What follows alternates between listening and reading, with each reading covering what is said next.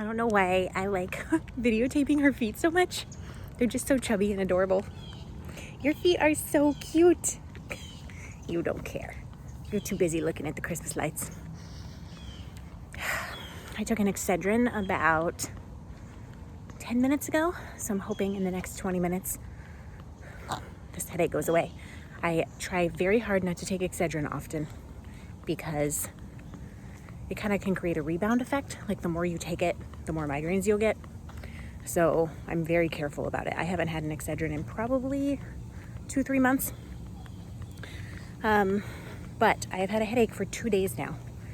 And ibuprofen and lots of water and all the things that I try to do to get rid of it are not working. And when I woke up this morning, it's hurting like in my ear, which for me is migraine territory.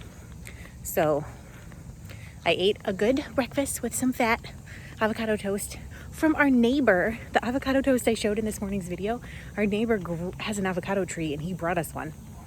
It was so delicious. And so I ate that because Excedrin will give me a stomach ache if I don't eat with it. Also trying to balance my blood sugar, so I ate breakfast, then I took the Excedrin, and hopefully it will get rid of this headache. It's probably gonna make me wired though because of the caffeine. So we'll see. I'm gonna go back inside when we're done with this walk, try to do my hip exercises, and then put this baby to bed around 9, and then try to get some work done because I just have so much to do today. There's never enough time, ever.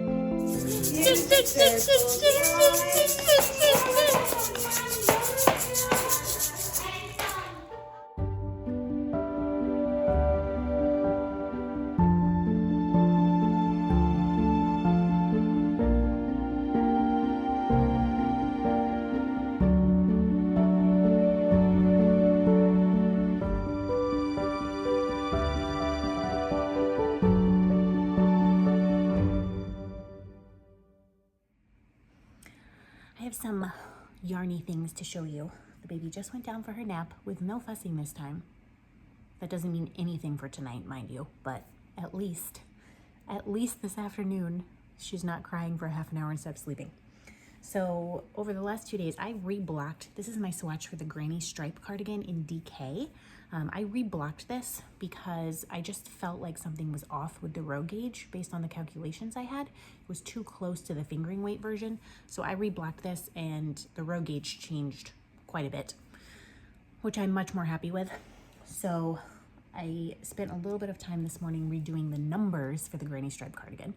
And then I worked out the numbers for how many stitches I can get per gram of yarn based on the swatch and based on what I've done so far, which is a tapeworm, a yarn tapeworm of, this is about 15 grams. And I've worked another identical one of this that is 15 grams. So I've worked about 30 grams of yarn total. So based on my calculations for the size that I am making, and I totally got the math wrong this morning and had to redo it just now. But what was I even saying? Math is hard, y'all. Sometimes I do this and I'm like, am I even cut out to be a pattern designer? Because I cannot wrap my head around the math, which is why you make a sample and you read through it a billion times and then you get it test knitted and tech edited. But based on my calculations, the body of the cardigan will take about 725 grams, not including the border, which means I can get approximately 5 rows out of each skein, 100-gram skein of yarn, times 2. So I can get 5 rows out of 50 grams. So I'm going to work only 4 rows in this orange because I want there to be enough orange left to do the sleeve cuffs for each one. So after the orange, I'll show you the progression of the colors. So it's gonna be that really, really, really bright orange, which is delightful. I love neons. Then this slightly less bright. Then this one that's going into pink. Then it will be this one that's going into pink and purple. This one that's kind of purple and pink. And this one. Now, I think I'm going to, oh no, I'm doing that wrong. It's gonna go this way. So it's gonna go this way.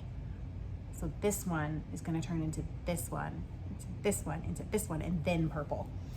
And then Shella sent me, which I will show you, some 75 gram fade skeins, which actually these are gonna be perfect for the back. So if my calculations are right, I should get to the back behind the neck panel right at the end of this skein, which will then go into this one, and this one across the back. And then the border of the cardigan will be this, I think. Depending on how it looks, it might be this one. We'll see. So it's actually gonna be perfect. Perfect. This is, this yarn came from Shella, who is Unique with Fiber. And I linked to her Etsy shop and her Instagram in my latest podcast, and I will be talking about her yarn for ages because I've had all of this and this is how much I have done because Nova. So I'm really, really excited to have this. So that means I can sit down tonight and work another, I say best laid plans, as if I'm gonna get any crochet time tonight with how it's been going. I haven't touched yarn to crochet in 4 or 5 days now, but if I have time, I will be able to sit down and work more rows on this and know exactly how many rows in each color I need to make. So that feels really, really good to have that sorted. Something that came in the mail a couple of days ago, and I haven't had a chance to show you, is this bag of minis and scraps. Came from a lovely person named Malia. She was gonna send me some sock yarn. And again, I did not expect a whole bag full. This is like a few like full-size minis. There's some leftovers and then like all kinds of little scraps, which is so perfect because, let's see if I can reach this. Ah! This is a 10-gram mini. I am working on, I was trying to work on anyways, a little blanket square. My idea is to make squares like this and have them alternate and use scraps. So it'll be kind of like the Cozy Memories blanket almost, except crochet and of course a different stitch pattern. But I haven't even finished one square.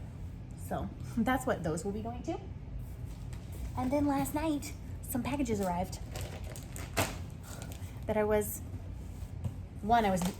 expecting, but I wasn't expecting how amazing it was.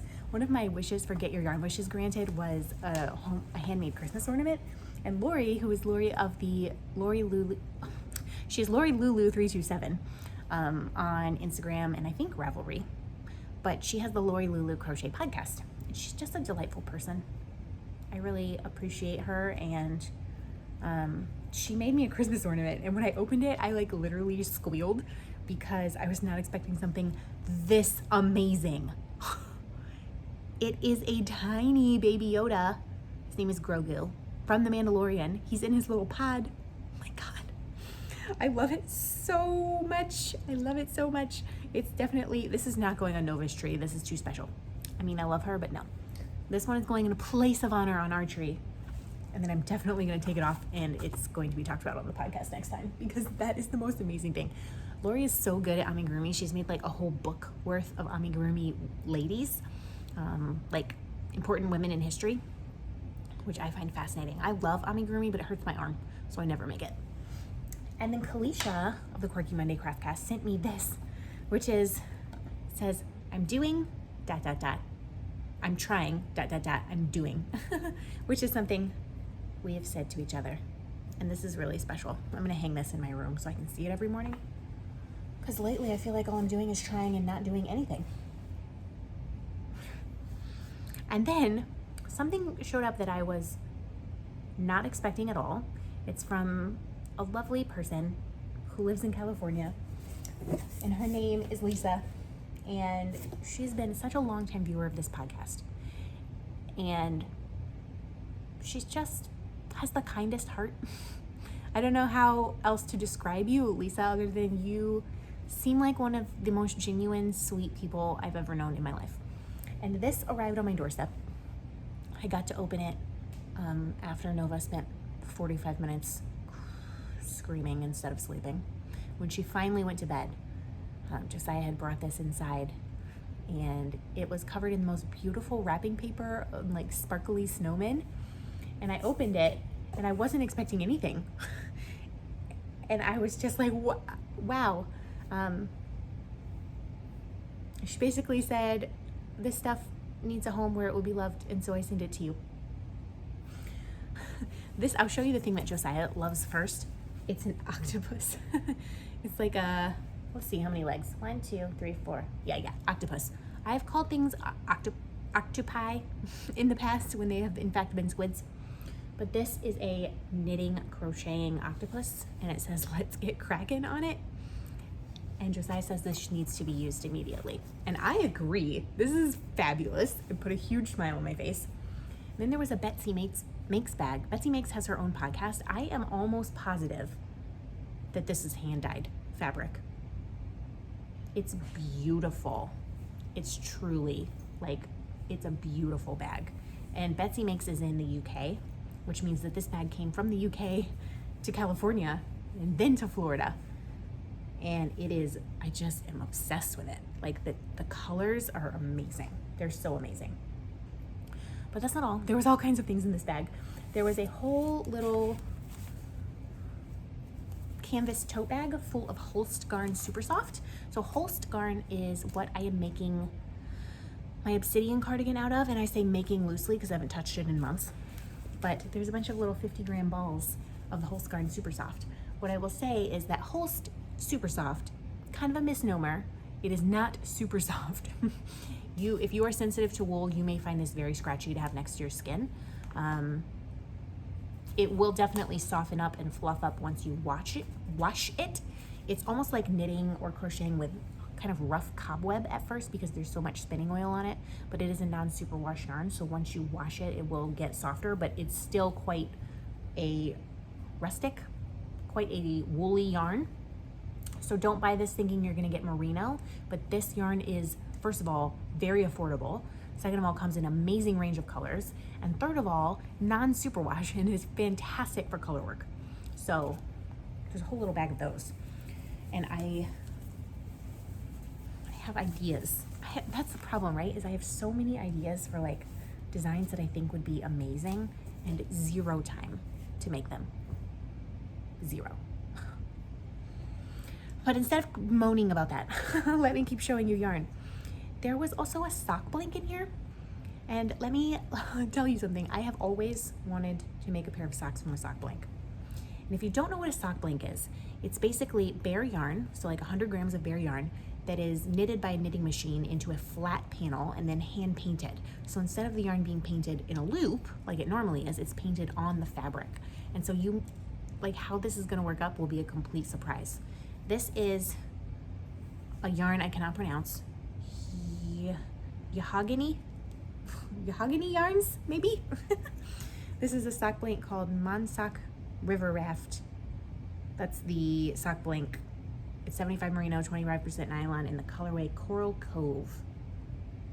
This is, I think this may be the next pair of socks I start. I just am obsessed with it. And then there's a whole another project bag with sock yarn, leftovers, and scraps.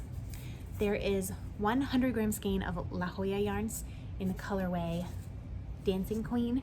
And fun fact, La Jolla yarns in a pink, like a neon pink, was one of the, if not the first, one of the very first hand-dyed skeins I ever bought. And I had saved and I went to a yarn store and I was like, I'm gonna do it. And it took me like 45 minutes to decide which skein to buy. And it was La Jolla yarn. So I have like a special soft spot in my heart for them. And then there's some fun leftover balls of sock yarn and a bunch of little mini amounts of sock yarn. And there's a few more in there as well. Oh, and there's tea in here. I didn't even realize there was tea in here last night. It's blueberry hibiscus reishi tea and acai berry. So I already sent Lisa a message saying that was unnecessary and thank you. But I'm not gonna lie, like I don't know, it like gets my creative juices flowing so much, and I'm like so excited to like just touch yarn and smell yarn fumes. And I haven't crocheted a single stitch since Saturday, maybe even Friday, and even that was hardly anything. But I got to touch yarn at least last night and smell the yarn fumes, and it really, I was pretty tense and a bit stressed out after Nova took so long to go to sleep. So it was just such a wonderful pick-me-up. Like I was so happy at the end of opening that box, and I thank you so much, Lisa. I really appreciate it. I've got to get some work done. We'll see if anything gets done. Hopefully she sleeps.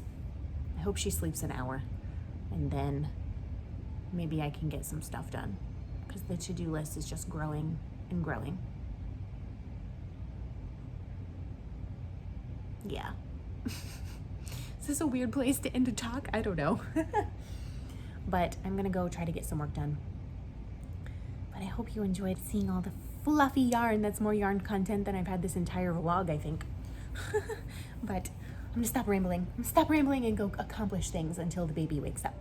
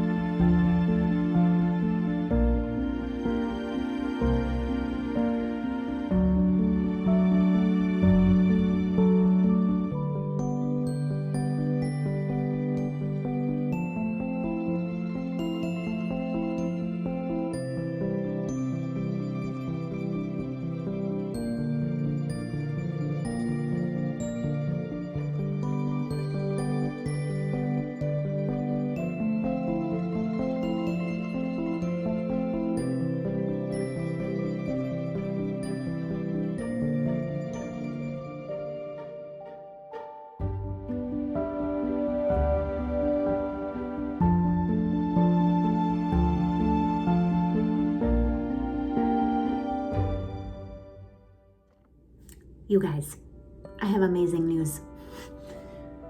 It is 8:03 right now. Nova went to bed at 6:30. And by went to bed, I mean passed out at 6:30. Less than 1 minute of fussing. I don't know if it's because she's been minus so much sleep for the past 2 weeks, but especially the last 5 days, or what.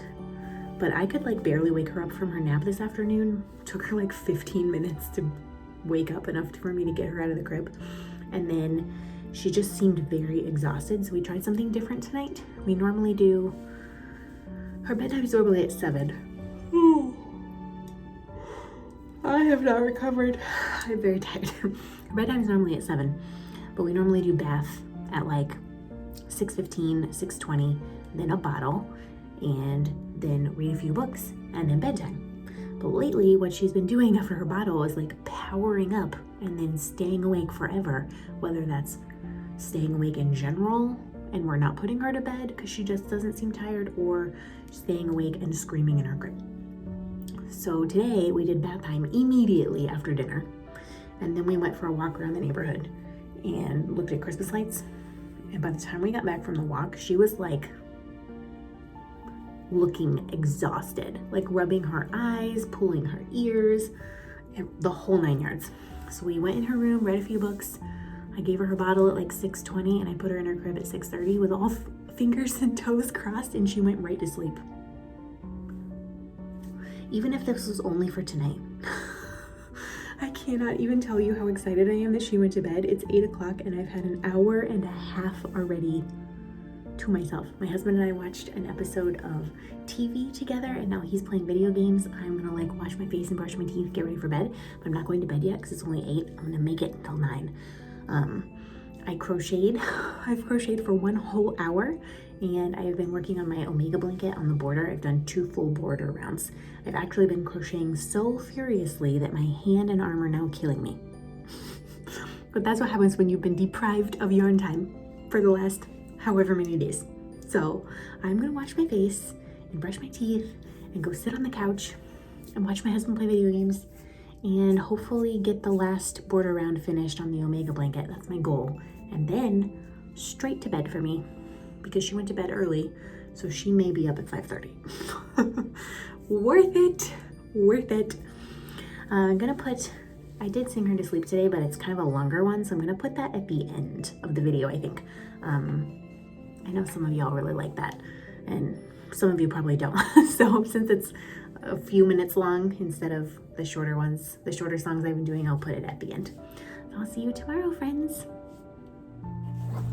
I heard there was a sacred chord, David played and it pleased the Lord.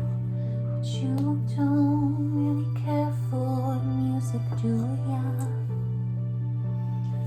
Well, it goes like this: the fourth, the fifth, the minor fall, and the major lift. The baffled king composed an hallelujah. Hallelujah. Hallelujah. Hallelujah. Hallelujah.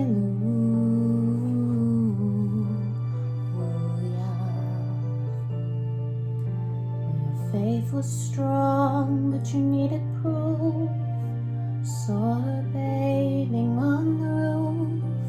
Her beauty and the moonlight overthrew ya.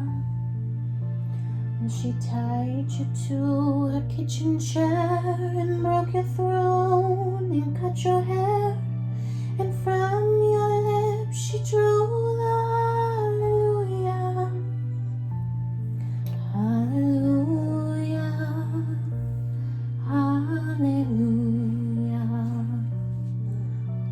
hallelujah, hallelujah.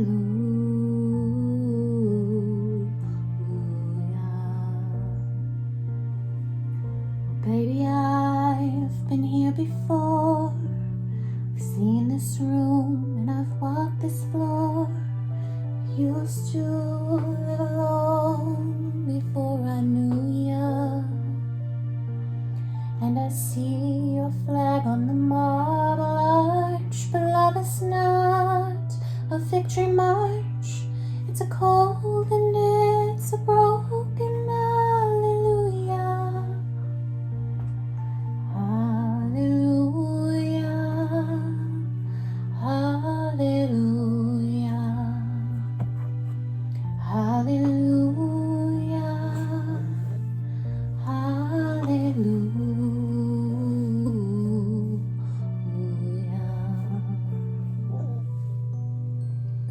There was a time you let me know what's really going on below. But now you never do that for me, do ya? But remember when I moved and you and the holy dove was moving too, and every breath we drew was hallelujah, hallelujah, hallelujah, hallelujah, hallelujah.